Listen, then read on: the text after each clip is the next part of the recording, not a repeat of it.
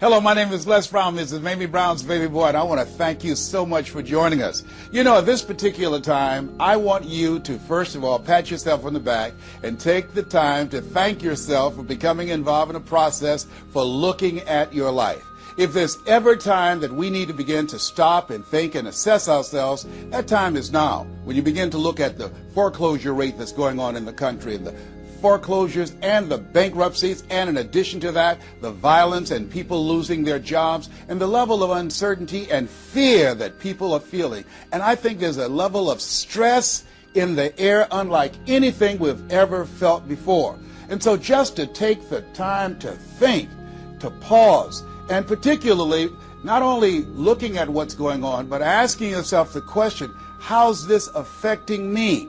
You know, we want to all become successful, but I've found that there's some success that's toxic success. What I mean is that you don't want to end up going after goals and dreams and neglect yourself. I want you to think about your goals and dreams and things that you want to achieve, and at the top of the list, I want you to put up there your strategy for being here. I just came from the doctor. Let me share something with you. I don't care what goals and dreams that you have. You've got to have your health in order to be here. So at the top of my list, and I'm suggesting you put it at the top of your list, your strategy, your game plan for being here. What are you going to do to take better care of yourself? That's one of the first things I want to ask you about. Because when I look at my life at 64, and I used to think people in their 50s were old, but now that I'm 64, I said, look here, people in their 80s and 90s, they're old people. My goal is to be here not only just to see my grandchildren, but to see my great-grandchildren and my great-great-great-grandchildren. But in order to be here, that's not just lip service, that's a commitment with my time, with my energy, and the choices that I make. So I want you to think about your strategy for being here, and I want you to think about your goal for securing your life in your future. See, as I get older, my goal right now is to become an asset to my children rather than a liability, financially and physically. See, I don't want to be a burden to my children. I don't even know if they like me that well. I love my mama. My goal and dream was to take care of my mother. I did that. I brought her home. I took care of her until she's 89. But children, they're different today. These are different type of people up in here. You don't know what this generation might do. Now, I know they say, Dad, we love you, but I really, really want to stay in good shape and take care of myself because I don't want to be around the house and my kids saying, look here, who's going to take care of him today? All he's doing is sitting around talking to himself, talking about, yes, I can, and yes, I will, talking out of his head. No, I don't want that kind of party for me. My goal and objective is to die young at an old age. So I have a game plan. I don't like to eat vegetables all the time, but now I feel like a silly wabbit. Why? Because I realize at this stage of my life, I've got to eat more vegetables, I've got to get more rest, I've got to drink more juices, and I've got to do all of the things that make the healthy choices that will say to my body, Les, you plan to be here, I see that you're serious, so I'm going to take care of you. I do 160 push-ups every morning nonstop. Why? I couldn't do that at 15 or 20. But at this stage of my life, I've got to do those kinds of things in order to challenge my body, to stretch my body, and to indicate I plan to be here. What's your plan? What's your goal? Because if you don't have a goal for being here is not a given. When I was a kid, we used to go to funerals of old people. I can't tell you how many young people whose funerals I've gone to. I can't tell you how many.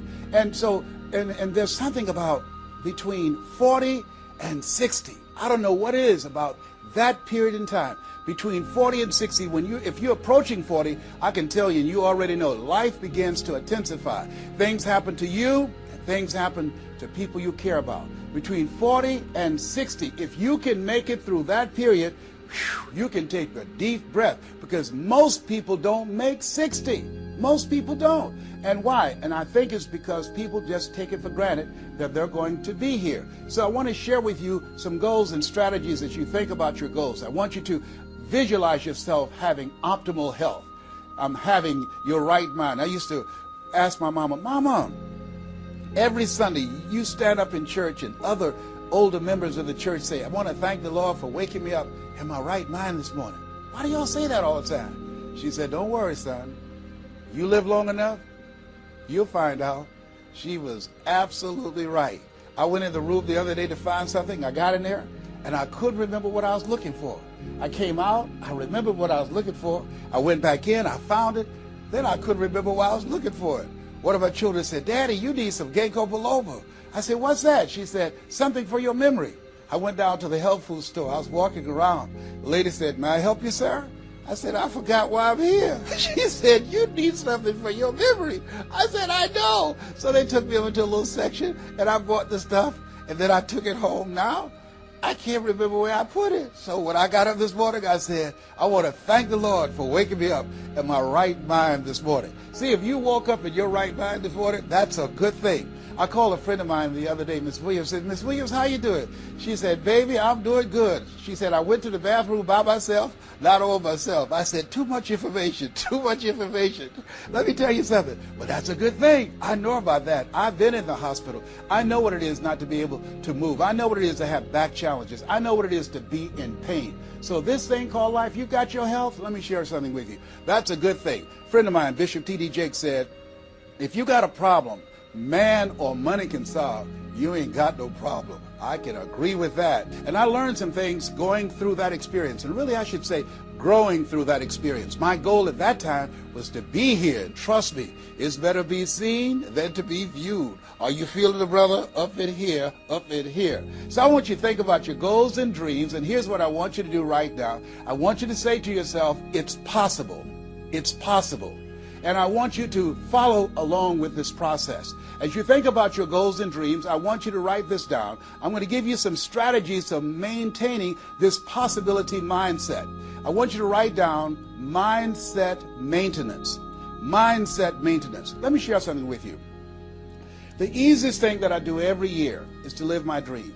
That is, helping people to realize their potential, to step into their greatness, challenging themselves, reinventing themselves, to start their own businesses. I've helped over 400 people earn millions of dollars. The easiest thing I do every year is what I do on a day-to-day basis, going into prisons and juvenile detention centers, teaching young people mindset development, how to become effective communicators, how to dress like a prospect rather than a suspect. Those are the easy things that I do. Let me share with you the most difficult thing that I've ever done in my life. And that was to believe that I could do it. That's the most difficult thing that I've ever done in my entire life. To believe that I, Les Brown, who was born in an abandoned building on a floor in a poor section of Miami, Florida, with a twin brother. We were adopted. We were 6 weeks of age by Mrs. Mamie Brown, and I call myself Mrs. Mamie Brown's baby boy. All that I am and all that I ever hope to be, I owe to my mother. I saw a sign once that said, God took me out of my biological mother's womb and placed me in the heart of my adopted mother. To believe that I, Les Brown, who was labeled educable mental retarded, put back from the 5th grade to the 4th grade, failed again when I was in the 8th grade, to believe that I had the ability to live the life that I'm now living. No one could have told anybody who knew me, including myself, looking in on us when Mrs. Mamie Brown was raising us in a poor section of Miami, Florida called Liberty City in Overtown, that I would be who I am right now. I didn't even know that. And I want you to think about your goals and dreams, and I want you to expand them. Why? Because it has been said that most people fail in life not because they aim too high and miss. No, most people fail in life because they're just like I was for 14 years. They aim too low and hit, and many never aim at all. Not at all. They just go through life surviving. Someone said that many people die at age 25 and don't get buried until they're 65. I was talking to a friend of mine named Rosia, and I said, Rosia, how you doing?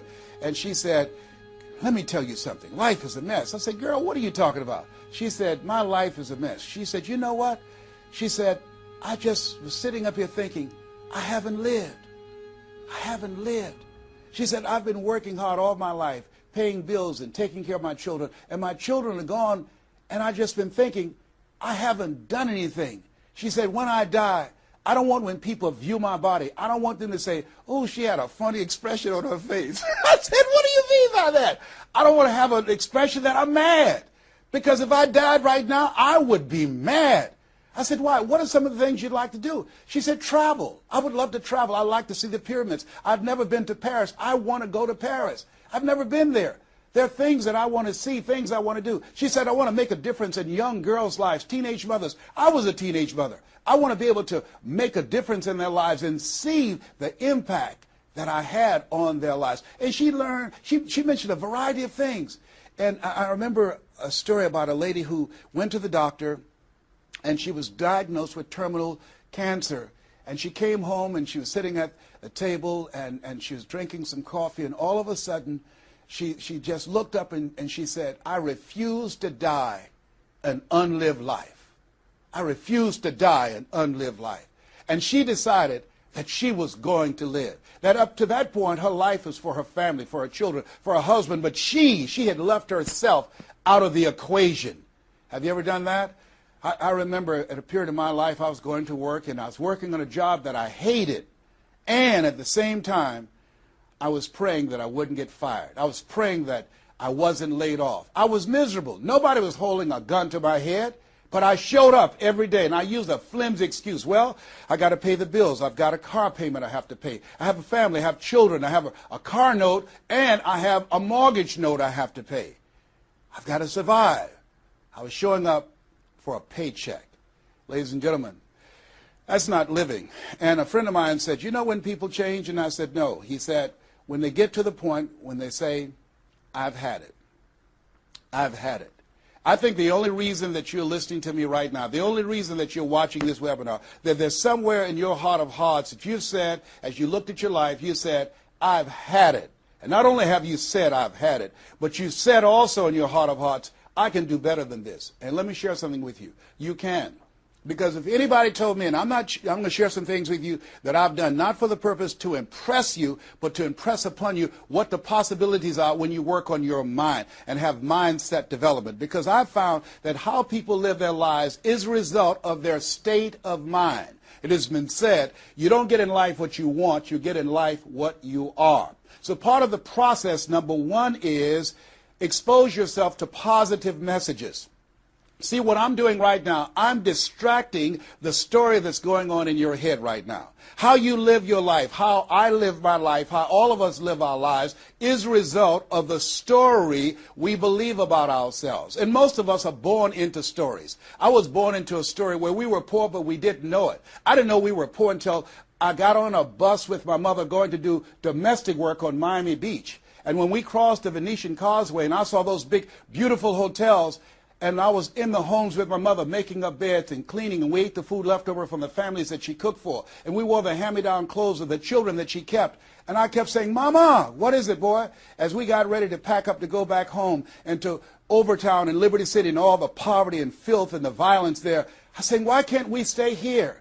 Why can't we stay here?" She said, "Leslie, we can't." "Why?" "Because we can." "Why, Mama? Why can't we?" She said, "It's just the way it is. Now shut up." And I kept saying to myself, why is that the way that it is? And I guess I was okay for Wesley and Margaret Ann and Leonard and Angelo and Sharon and Linda, but it wasn't okay for me. I was curious. I wanted to live like Mr. Sidursky lived. I wanted the big car that he had. I wanted that big home that he had. We lived in a 2-bedroom apartment. It was 7 of us, plus Mama. He had a big mansion, just 3 of them, 10,000 square feet. I said, "Mama, what is it, Leslie? One day, I want to buy you something just like this." My brothers and sisters, when we were on the bus going back, they were just engaged in playful things.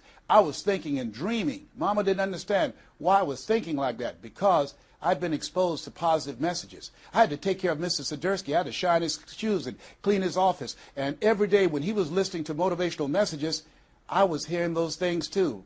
Earl Nightingale, we become what we think about. All of us are self-made, but only the successful will admit it. In order to be successful, you must be willing to do the things today others won't do in order to have the things tomorrow others won't have. Your mind is a machine. You must program yourself for success. Wow. When I heard those words, I said, wait a minute. I could program my mind for success. I can program my mind for wealth. You can too. Trust me. I've earned over $55 million in the last 28 years. Anybody told me that I would be doing what I'm doing right now? I spoke recently in Sweden. They paid me 40,000 euro for an hour's speech. I had no idea that this Les Brown that you now see have the ability to do that. I used to work for the Miami Sanitation Department as a garbage collector. I used to be a janitor. I used to do door-to-door sales. I used to work for Sears in Miami on Biscayne Boulevard. I had no idea this Les Brown that you now see had the ability one day to give lectures at Harvard or Yale or Dartmouth University. I had no idea that this Les Brown existed. I don't tell you that to impress you, but to impress upon you. There is more in you. Simba, there's more in you than you have been expressing. All of us have seen Lion King, some great symbols in there. And I say to you, there's more in you right now than's represented in your bank account. There's more in you right now that's being reflected by your life right now. Your life is not a true reflection of your potential. You have greatness within you. You have the ability to do more than you can ever begin to imagine. There's a reason that my favorite book says, as a man thinketh, so is he. And as he continues to think, so he remains. In order for us to begin to break into that level of greatness that we have within ourselves, you have to make a conscious choice every day to expose your mind to positive messages. So I put myself on a regimen. I do this every day, and I suggest that you do it. Write this down. Number one, listen to motivational messages every day. If you have Choosing Your Future, a set of tapes, the CDs that we produce, or Creating Your Greatest Life, I guarantee you, if you do what I'm sharing with you right now, for 6 straight months, every day, your life will never be the same again. I guarantee it 100%. You listen every day for 1 hour to Creating Your Greatest Life, any of those messages, because faith comes by hearing and hearing and hearing. What it will begin to do is interrupt the story in your mind. It will override the story that you believe about yourself. It will distract all the negative thoughts that you have that's holding you back, that held me back for 14 years. When I used to go see the #1 motivational speaker on the planet, Zig Ziglar and Tony Robbins, and my heart said, I can do that. I love to help people. I'm just like my mother. And then my mind would ask how. And I went from my heart to my mind. And my mind would say, Les Brown, you don't have a college education. Les Brown, you've never worked for a major corporation. Les Brown, you were labeled educable mental retarded. They call you DT, the dumb twin. You're not as smart as your brother. Have you ever thought about something you wanted to do and you convinced yourself that you couldn't do it? See, sometimes we need to have some external voices. And so by listening to motivational messages, that began to override the negative thoughts that I had about myself in my mind. And it gave me a new story and empowered me and gave me a vision of myself beyond my circumstances and mental conditioning and started me to writing a new chapter in my life. And so now, money will never be another issue for me.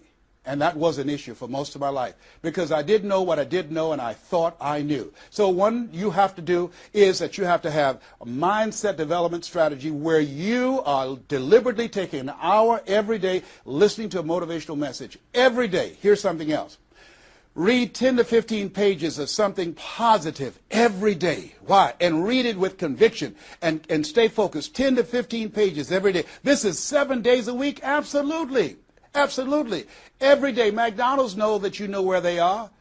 Burger King know that you know where they are. But every day they have some advertising. They have billboards, they have radio, they have television. Why? Because by exposing you to those messages, that will begin to impact your behavior. And it will drive you into the place to purchase what they're advertising. Now you're advertising for your greatness. And faith comes by hearing and hearing and hearing and hearing.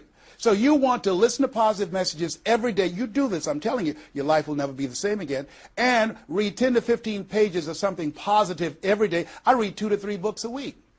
Why? Because I have goals and dreams of things I want to achieve. I want my life to count. I want to make a greater impact. At this stage of my life, I'm working on my children's education. A good man leaves a legacy for his children's children. So I'm working on their education at this point in my life. And as I begin to look at myself, in order to achieve more and to do more, I know I have to work more on my mind. And let me give you an example how this works. The most money I've ever earned in an hour and a half, $260,000. That's the most money I've ever earned in an hour and a half. A lot of people work a whole month and don't do that, or 6 months. Then, and this is the next thing I want you to do. I want you to look at your relationships, and I want you to upgrade your relationships. See, MIT did a study, and this study indicated that you earn within $2,000 to $3,000 of your closest friends. Not only did I start reading books every day and listening to positive messages, but I separated myself from my friends who did not have goals and who did not have dreams. Why? Because people rub off on you. It's called a mind virus. you earn within $2,000 to $3,000 of your closest friends. So when you upgrade your relationships, you got to ask yourself the question, who is it that I need to associate with, that I can learn from, that I can grow mentally, emotionally, spiritually, and financially? By aligning myself with another person that I can learn from. And Dr. Dennis Kimbrough said, if you're the smartest one in your group, you need to get a new group. Whoa, think about that. I was the smartest one in my group. And then one person called me who had been admiring me for years and said, Les, I want you to coach me and my trainers on how to tell a story and create value for an audience. And I want to share with you some things. I want to teach you some things, old man. I said, is that right? He said, yes. You always say you're never too old to learn and you're never too young to teach. I want to teach you some things. I said, okay, I'm open to that. Now, let me share this with you. He blew my mind. The most money, as I mentioned to you, I've ever earned, speaking to over 8,000 people in Salt Lake City, Utah, $260,000. I did an event with this individual, just over 500 people, because of what I learned from him. Because I upgraded my relationships, I earned over $410,000 in an hour and a half. I was excited, but I was also depressed because I've been speaking for 28 years. And I started thinking about all the money that I left on the table, all the hotels and plane rides, all of the audiences I spoke to, all of the money that I missed out on because I didn't know that I didn't know, and I thought I knew. I was a big fish in a small pond. I can't tell you, if you don't get anything else, you have to look at your relationships and you've got to ask yourself the question, what is this relationship doing to me? And I mean in every area of your life. When the doctor looked at me and said, you have cancer. Cancer is the most feared word in 7 different languages. One of the first things I had to do, I found out who had cancer at some point in time or was living with cancer and conquered it. I surrounded myself with people who had done what I wanted to do, who were winning at the game.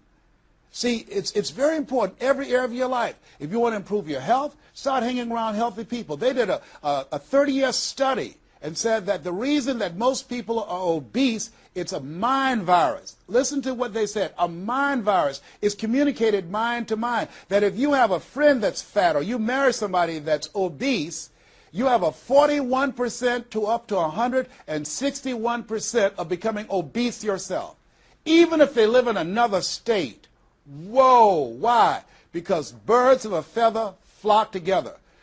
Never forget, a high school teacher, Mr. Leroy Washington, said, Mr. Brown, if you run around with 9 broke people, I guarantee you, you'll become number 10. Whoa. Think about that.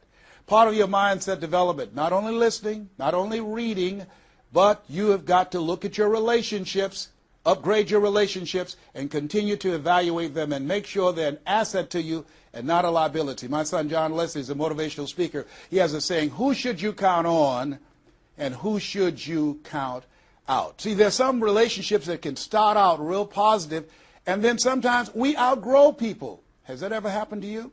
Have you ever outgrown someone? Somebody you used to be close to, used to be your bosom buddy, and then you haven't been together for a time, and then when you get together, you have absolutely nothing in common.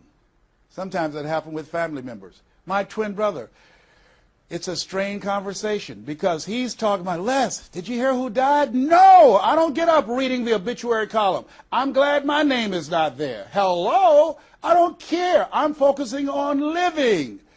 Our conversations are so different. Isn't it interesting how you could be raised in the same family, same circumstances, by the same parents and end up dramatically different? It's called life. Here's the other thing that's very important. Write down the goals that you want to achieve. Write them down. Put them on a 3x5 card. And I want you to use a King James Version Bible and Matthew 7:7. Ask and it shall be given. Seek and ye shall find. Knock and it shall be open unto you. I want you to write that on one side of the card. On the flip side of the card, I want you to write down one major goal that you want to achieve.